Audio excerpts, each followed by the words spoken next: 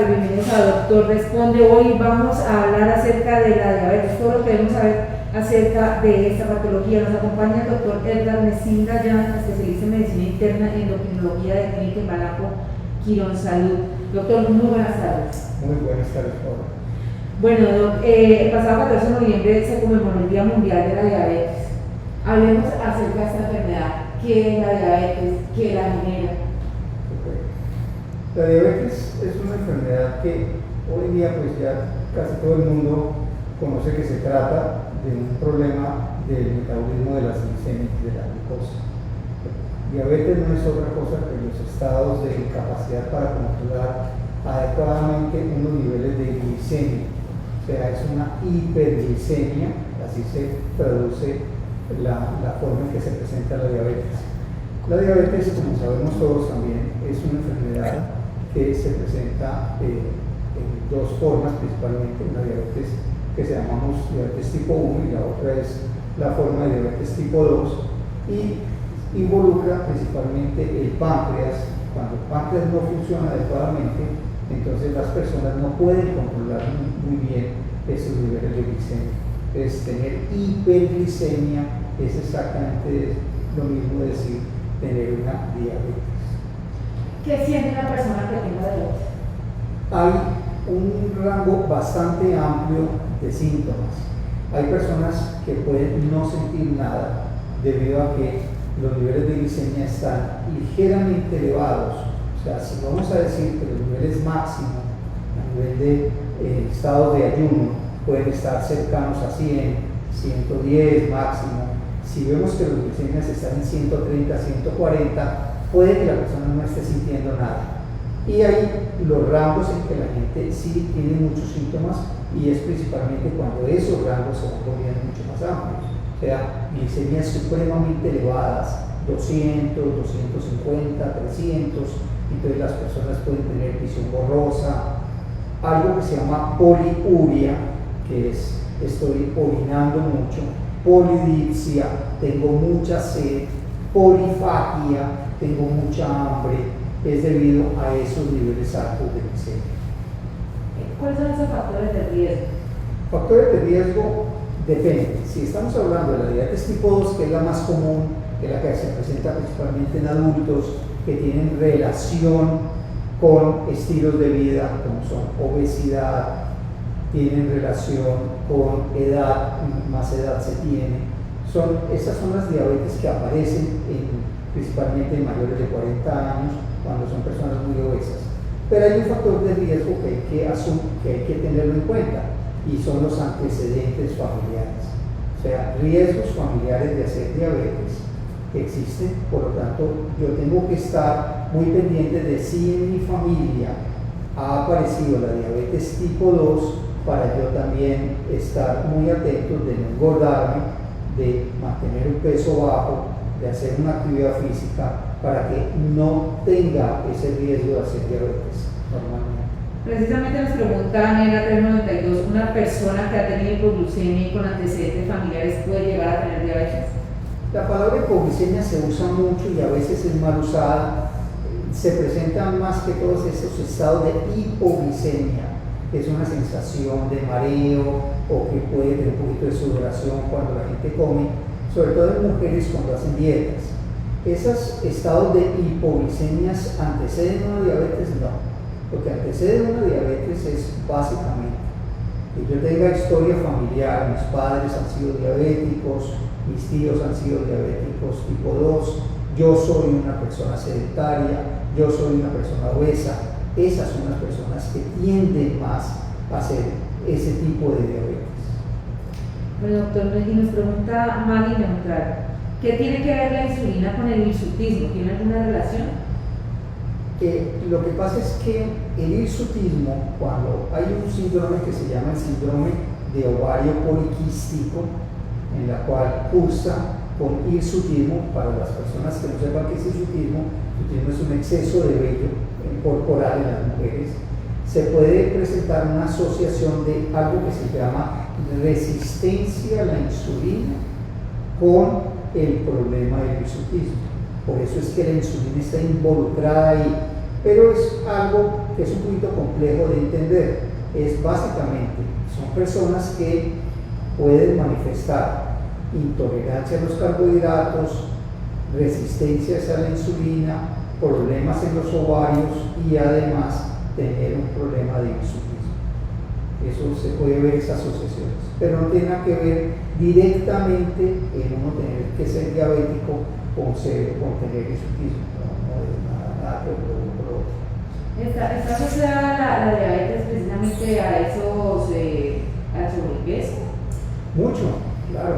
Es que el problema con el páncreas es que los páncreas de las personas con susceptibilidad a ser diabéticos tienen unas células que son las células beta, que son las productoras de insulina, que prácticamente se van disminuyendo su capacidad de producir insulina con los años.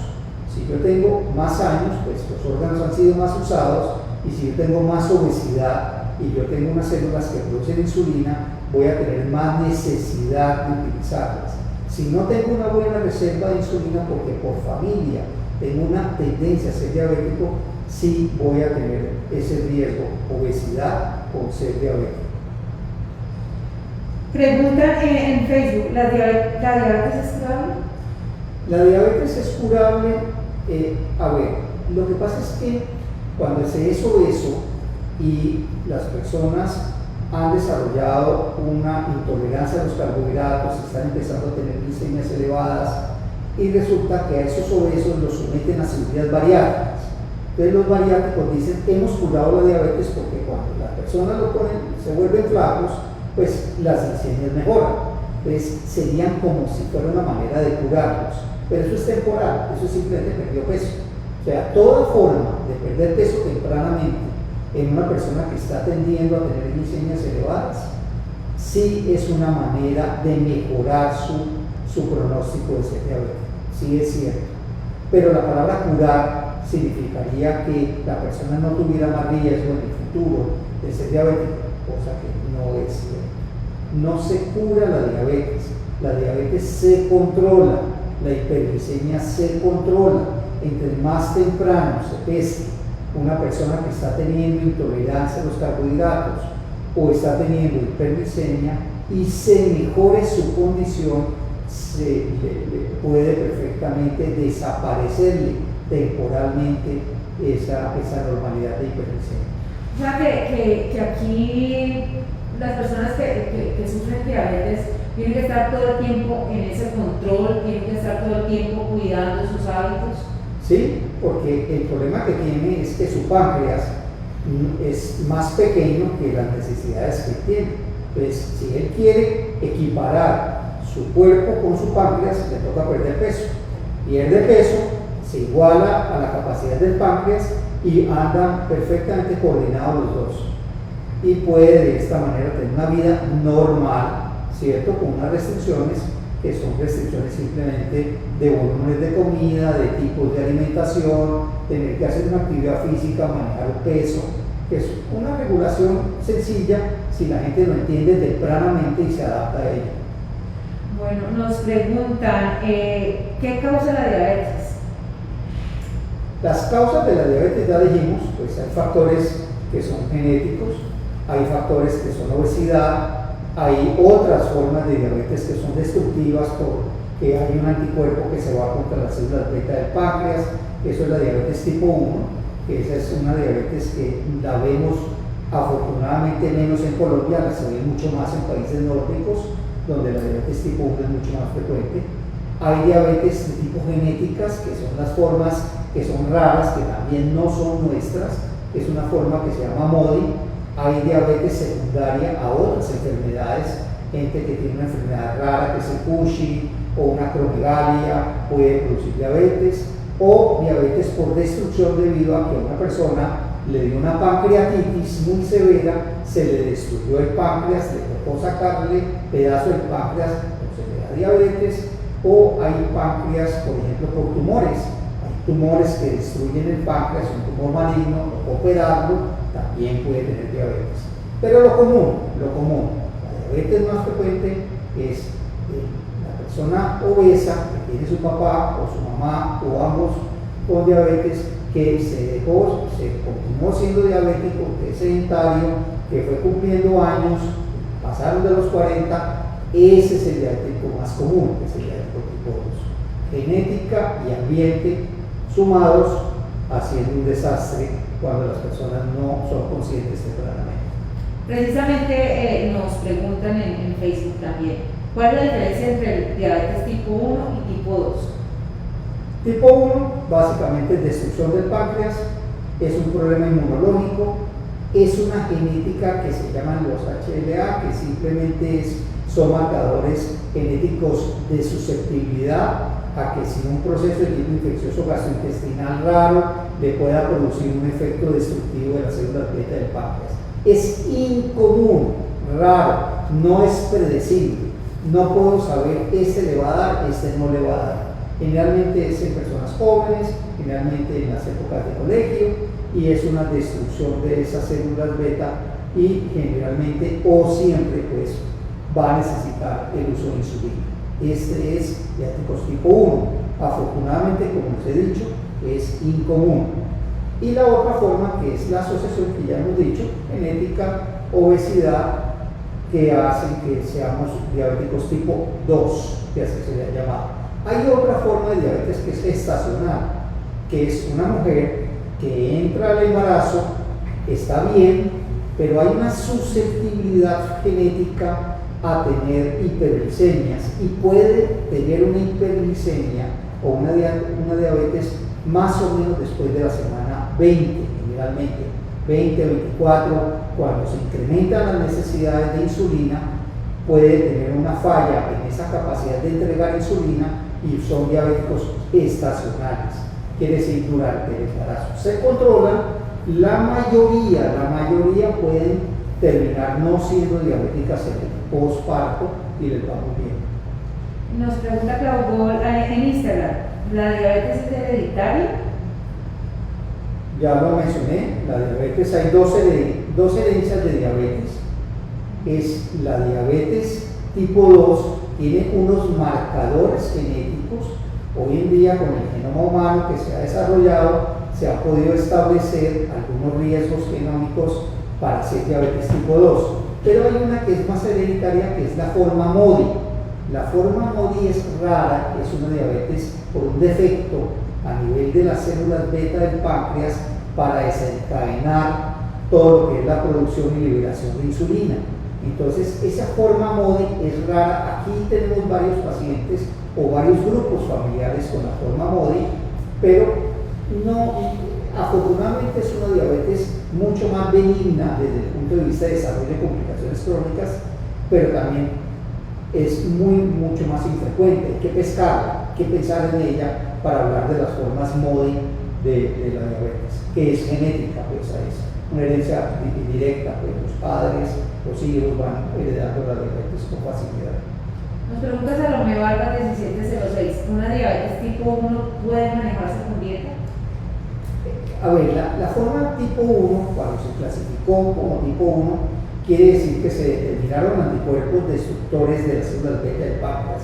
Y lo otro, la cantidad de insulina que se está produciendo está muy por debajo de las necesidades para controlar los niveles de glucosa. Es prácticamente imposible poder controlar los niveles de glicemia sin insulina. ¿Cómo hacemos? Con una dieta. Eso se hizo en el siglo XIX, cuando no existía la insulina, y la pobre gente terminaba pues en los huesos, pero los huesos, y se terminaba muriéndose pues por falta de insulina en un momento dado de la vida. Hoy en día, controlar una diabetes tipo 1 sin insulina es una locura. Precisamente, Doc, nos preguntan por acá, ¿qué otras enfermedades se desencadenan a partir de la diabetes? Yo diría que tantas complicaciones, más que enfermedades, pueden tener las personas cuando una diabetes es mal controlada. Cuando hablamos de una diabetes mal controlada, quiere decir persisten mis niveles de glicemia por encima de los niveles que yo debería de tener. Esa es la traducción. Por lo tanto, empiezan a aparecer complicaciones que se dividen en dos: las formas micro y las formas macro. ¿Macro qué y micro qué? Vasculares. Esto es una enfermedad vascular. quiere decir, los vasos sanguíneos pequeñitos de mis ojos, de mis riñones, de mi sistema nervioso pueden alterarse. Al alterarse, entonces mis órganos que van a esos nervios se van a dañar. Entonces, se me puede dañar la retina, se me puede dañar el riñón, se me pueden dañar los miembros de los miembros inferiores, se me puede dañar mi sexualidad como hombre y vamos teniendo problemas por todos lados debido a esas complicaciones. Y las formas macro quiere decir que las arterias que son más grandecitas, que van a mi corazón, que van a mi cerebro, también se dañan. Entonces, o que van también a mis miembros inferiores. Se tapan esas arterias o se dañan esas arterias y quiere decir que yo tengo un infarto de miocardio, que yo puedo tener un accidente cerebrovascular o que yo puedo tener un problema de claudicación debido a que mis arterias se taparon de miembros inferiores. O sea, las complicaciones son esas: hipertensión arterial, daño renal, pérdida visual, pérdida de la sensibilidad en las piernas. Son las complicaciones de la diabetes cuando va pasando el tiempo y no controlo esas alteraciones de los niveles de glicemia adecuadamente. Bueno, hablemos acerca del programa de diabetes que tiene la clínica Imaná con Grupo Quirónsalud. Es un programa que pues, lo desarrollamos hace muchos años. Es un programa de prevención de complicaciones crónicas en los pacientes diabéticos. Tratamos de que los pacientes diabéticos aprendan a hacer sus manejos de alimentación, manejamos todo lo que son heridas cuando tienen problemas de sensibilidad en los miembros inferiores, para cuando aparecen algunas heridas, cómo se deben de curar rápidamente, manejamos lo que son aplicaciones de insulina, cómo se deben de hacer, manejamos el programa de autocontrol, quiere decir cada cuánto me tengo que hacer las glucometrías, cómo las debo interpretar, manejamos lo que es el cuidado familiar de lo que es la diabetes, porque es muy importante que toda la familia se involucre con las personas que tienen diabetes, porque tienen que colaborar para que no es que usted coma como quiera, yo como quiera, no, tenemos que hacer algo familiar para que todas las personas se sientan cómodas con un manejo de este tipo de patologías que nos puede pasar a cualquiera. Precisamente nos pregunta Andrea79, ¿cuáles son esos alimentos que debe consumir una persona que se ha diagnosticado con diabetes? La idea no es clasificar un alimento sí, un alimento no, sino que lo hacemos prácticamente por grupos. Todo lo que sean harinas procesadas, todo lo que es panadería, pastelería, tratamos de quitar. Y tratamos de meternos con cosas más naturales. Digamos, en el caso de los carbohidratos, metemos siempre los granos, frijoles, garbanzos, lentejas, blanquillos, verduras, están dentro de los grupos de alimentos que usamos. Usamos las frutas, usamos las carnes, pescados, pollos en proporciones que sean adecuadas para el momento en que la persona esté teniendo su diabetes. Y también la otra cosa que manejamos dentro de la alimentación es retiramos un poco los jugos como acompañantes en comidas y más bien manejamos el agua como líquidos principales para cuando la gente necesita pasar sus alimentos en los almuerzos, en las comidas, etc. La idea principal para la persona con diabetes es enseñarle que las cosas de panadería, panes, galletas, buñuelos, pan de bonos, manjar blancos, pues son los que tenemos que ir disminuyendo o aboliendo para poder hacer mejores controles de glicemia. Y irnos con otros grupos de alimentos que en el programa se le enseñan, y además manejamos volúmenes de comida. Tratamos de establecer que los volúmenes de comida sean menores para que la gente pueda tener una tendencia a perder peso, sobre todo aquellos que están muy obesos. Nos preguntan a través de Instagram si una persona con diabetes debe abolir definitivamente el azúcar de su dieta. Pues sí, obviamente el principio es que el azúcar como tal no debe ser parte de su vida, para nada. ¿Por qué razón? Pues porque no tiene no tiene una buena manera de controlarlo. Si mi capacidad de mis células beta del páncreas de producir insulina están por debajo de los alimentos que yo consumo, pues el que más me va a pedir que yo tenga que utilizar insulina va a ser el azúcar. Entonces ya de por sí estoy gastándome parte de mi utilización de insulina en algo que es el azúcar. Y el problema es que la gente quiere tener una satisfacción con el dulce como una manera de sentirse mejor. Tiene que ir aprendiendo, y la mayoría de la gente que se educa en la parte de la que se aprende a que los alimentos que tengan azúcar tienen que quitarlos. Definitivamente no son parte de su dieta, no pueden ser parte de su alimentación definitivamente. Y más bien lo sustituyen por fructosa un poco cuando consumen una fruta.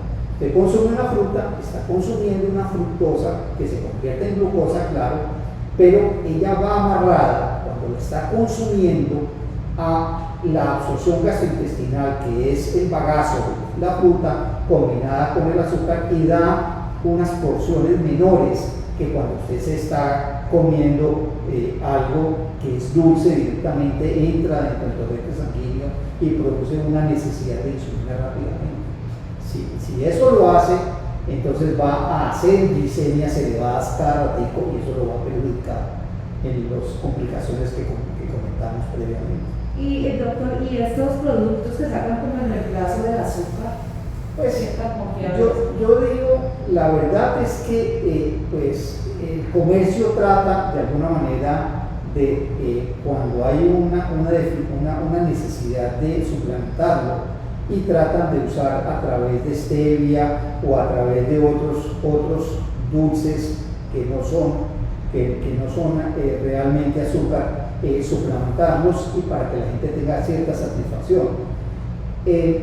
La verdad es que es muy difícil precisar el índice glicémico de cada uno de ellos para yo poder decirles pueden comer esto o pueden comer el otro, porque todos de alguna manera pueden estar combinados con harinas o con otros productos que pueden hacer hiperglicemias.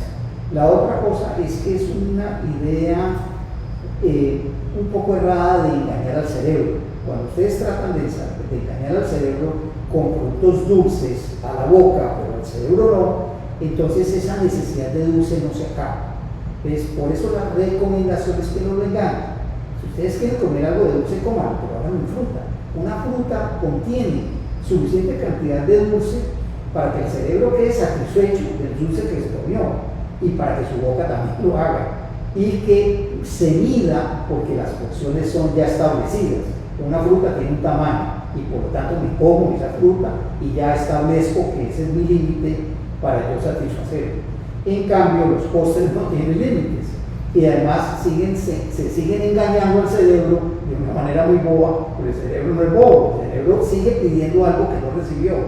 Entonces es mejor que se dediquen a comer de vez en cuando fruticas y no productos extras que no tienen sentido. Bueno, siguen nuestras seguidores haciendo preguntas. Le dice ahora Cristina, ¿cada cuánto es recomendable hacer pruebas de glicemia si se tiene un factor genético? A ver, si se tiene un factor genético, no es solamente para la cuestión de la parte de diabetes. Los factores genéticos se asocian con hipertensión arterial, la obesidad, problemas de colesterol, problemas de triglicéridos. Si es mujer, pues hay que mirar los factores ginecológicos; si es hombre, los factores de su próstata. O sea, los chequeos médicos están involucrando siempre en una glicemia, y cada cuánto se deben de hacer. Si las personas son juiciosas con cambios de alimentación, con actividad física, no se tienen que preocupar por lo menos cada 6 meses. Si las personas no están juiciosas, están bajo mucho estrés, la pandemia los engordó, el sedentarismo los obligó a quedarse quietos, la pandemia los obligó a un sedentarismo peor, entonces ahí sí tienen que estarse chequeando por lo menos cada 2 o 3 meses para ver en qué momento van a disparar los niveles de glicemia. Precisamente pregunta Nena 392 que si tiene antecedentes familiares, ¿cuál es el primer momento para valorar si se tiene la enfermedad? Los antecedentes familiares depende de qué tan fuertes son. Si mi papá y mi mamá son diabéticos, la posibilidad de que yo sea diabético a través de mi vida va a ser casi el 80%. Si solamente uno de los miembros es diabético tipo 2, me baja el riesgo a un 40 o un 50%. Si yo soy una persona juiciosa, y lo nombro, que manejo un peso adecuado, que hago ejercicio, yo puedo empezarme a ir controlando después de los 20 años.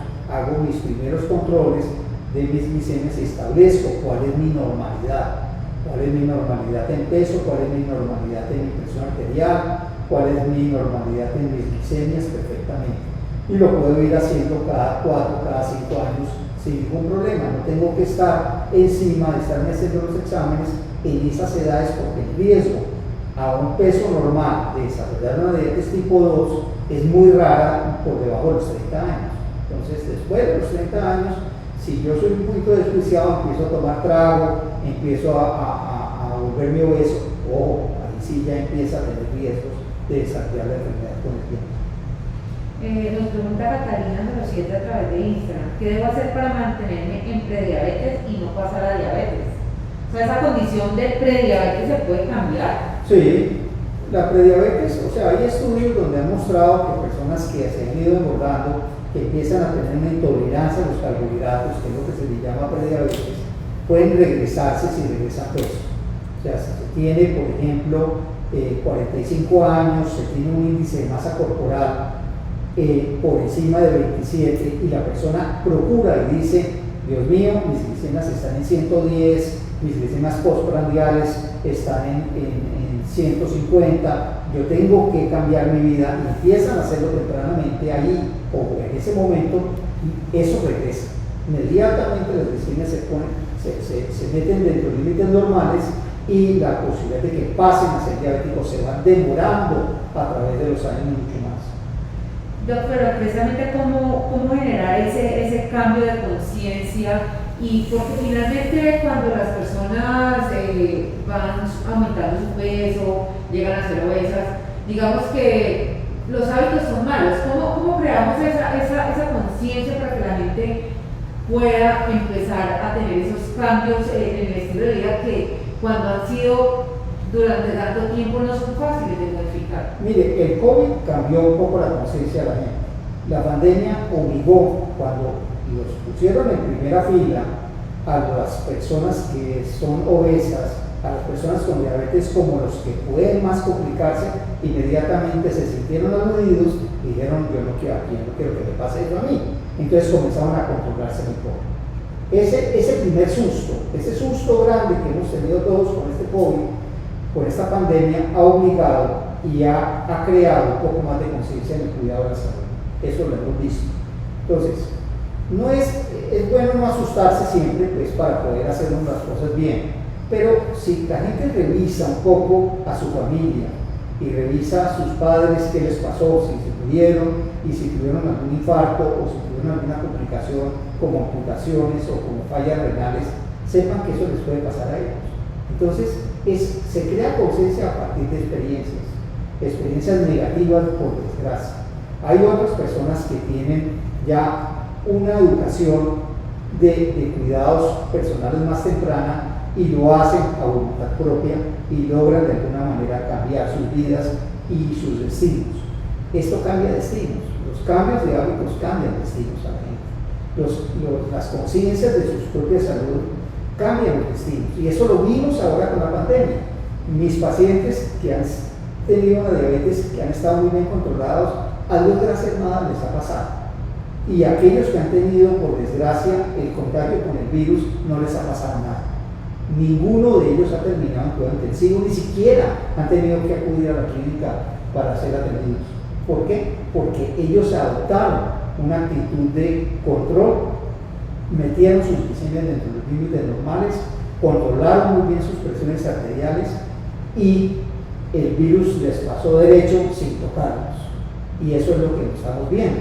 Personas que hacen las cosas bien les va mejor, indudablemente, y esa es la conciencia que se tiene que tomar con esta enfermedad. ¿Cuáles son esos puntos clave, doctor, para que la gente pueda empezar a hacer las cosas bien? Puntos claves son de dónde vengo. Primero, ¿quién es mi papá? ¿Quién es mi mamá? ¿Quiénes son mis tíos? ¿Qué les pasó a ellos? Entonces yo me reconozco como hereditario de lo bueno y de lo malo de ellos. Entonces observo si cualquiera de ellos ha tenido algunas complicaciones, yo cómo las puedo evitar. A mí me han enseñado que los diabéticos tienen que ser más delgados, entonces adopto cambios de alimentación, hago actividad física. Si me dicen que tengo que tomar unos medicamentos porque tengo que cuidar mis riñones o mi presión arterial, lo hago. y lo hago a conciencia, me tomo los medicamentos como me ordenan y sigo los principios de hacer mis controles en los tiempos que me dicen. Si me dicen que no debo de fumar, lo hago. Si me dicen que el alcohol en dosis altas me perjudica, lo hago, lo retiro. Y creo una conciencia de salud para mí, para mis herederos, para mis familiares, porque es que la gente cuando se monta en una enfermedad se está montando en un compromiso familiar. Cuando una persona se amputa, queda la familia amputada también, porque tiene que cuidar a ese amputado, tiene que cuidar a esa persona que hizo una insuficiencia renal crónica, lo tiene que llevar a diálisis no sé cuántas veces. Es una persona que desde el punto de vista laboral deja de trabajar, es una persona que puede perder la visión, entonces es una persona que queda como un minusválido en manos de todo el mundo. Entonces, ojo, yo creo que la conciencia colectiva de todos estar mejor para que yo no perjudique a los demás ni a mí mismo es algo que tenemos que aprender y ahorita esta pandemia nos enseñó eso precisamente. Nos pregunta América Riveros, ¿cuáles son los signos de alarma? ¿En qué momento debo buscar a un especialista? La pregunta va, depende, si estoy en tratamiento, no estoy en tratamiento, los signos de alarma depende. Un signo de alarma es si estoy usando insulinas, si tengo hipoglicemias o si estoy en un tratamiento médico. Signos de alarma es si tengo una herida en un pie, signos de alarma es si estoy teniendo presiones arteriales descontroladas. Son muchos los signos de alarma cuando estamos hablando de diabetes. Es decir, que las personas diabéticas deberían, como lo vimos hace un momento, deben de pertenecer a un programa. Los programas de diabetes, ¿qué es lo que hacen? Los programas de diabetes concientizan a las personas y educan. La educación es la base del control, porque entre más conocimiento tengo yo de una enfermedad de primera mano, o sea, quien me está dando la información es persona que tenga una experiencia con esta enfermedad, y yo tomo esa información de una manera positiva, en el sentido de que la voy a usar simplemente como una precaución, entonces a mí me va mejor. Entonces, lo más importante en todo es educarse con respecto a una enfermedad, simplemente es conocer sobre ella. Al fin y al cabo yo tengo esa enfermedad, eso es mía. Como es mía, yo soy dueño de esa enfermedad y por lo tanto yo tengo que saber sobre ella lo que más puedo y asumir mis consecuencias cuando no estoy haciendo las cosas bien. Y importante lo que usted decía hace un momento, y es que esté la familia como un grupo de apoyo para vivir todos como en casa esos buenos hábitos. Es vital porque es que al diabético no se le puede aislar. No es que mi papá es el diabético de acuerdo y los demás hacemos lo que nos da la gana. No, mi papá es diabético hoy que cumplió determinada edad y desarrolló la enfermedad. Yo que vengo atrás, yo que tengo 30 años, es probable que yo también sea diabético si yo no cambio mis hábitos y voy a tener los mismos problemas que tiene mi papá. Pues ojo. Bueno, aquí hay una pregunta muy puntual. Dice, ¿tener la glicosilada en 5.8 es indicativo de una prediabetes? ¿Cuáles son sus valores normales? Las glicosiladas las hacemos más que todo para control de pacientes que no para hacer diagnósticos de diabetes, sino más es para controlar la diabetes. Por ejemplo, personas que estemos tratándola con medicamentos o con dieta, que ya tengamos previamente unas glicemias elevadas, que venga de una glicosilada elevada, entonces hacemos unas glicosiladas como control de su problema de diabetes, pero no lo utilizamos para decir, mira, tú vas a ser diabético, no vas a ser diabético, no. Para eso tenemos las glicemias en ayuno, las glicemias postprandiales o las glicemias por una carga de 75 gramos de glucosa para establecer el diagnóstico como tal de diabetes. Nos pregunta Gema a través de Facebook. Mi esposo no ha sido diagnosticado como diabético, pero hace unas semanas el azúcar siempre está por encima de 200. Debemos acudir a urgencias. Él tiene cita con el médico para inicios de diciembre. La idea es que si está teniendo glicemias por encima de 200, pues obviamente estamos hablando ante un diabético. ¿Por qué razón?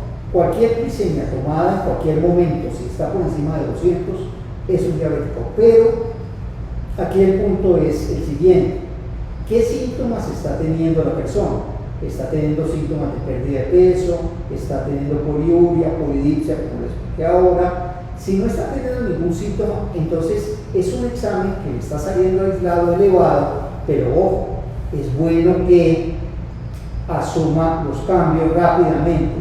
No, por favor, si ha sido una persona tomadora de licor, no tome. Si es una persona que le gusta mucho el dulce, no lo consuma. Si es una persona que es glotona, coma menos. Si es una persona que está obesa, trate de ir bajando los volúmenes de comida y haga algo de actividad física mientras va a la consulta y va determinando cuál va a ser el tratamiento definitivo en ese caso. Nos pregunta Carolina Turín, una persona con diabetes que se cuide en la alimentación y haga ejercicio, ¿por qué le resulta tan difícil bajar de peso?